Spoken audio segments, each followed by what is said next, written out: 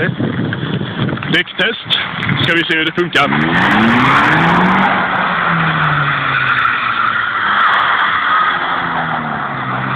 Ta ettan istället, Simon. Det gör alltid jag. Då får man fram.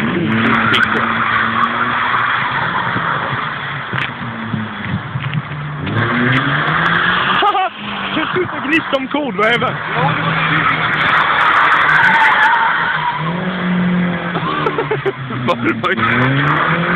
Det är smäller snart, säger det. Kan då Simon ta sig ut och börna ut det innan det är helt. Vadå? Det är inte stort. Så man får se.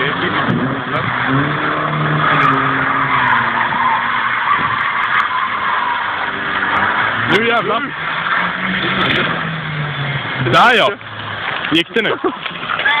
Nej, det är inte kört ännu, mamma. Kör! Det är inte kört! Det är inte färdigt än! Men koden lossnar bara lite. Det bara smart till och så... Ja. Jaha, det ligger kod lite här. Kolla där i! Kolla där i! Som tuckan.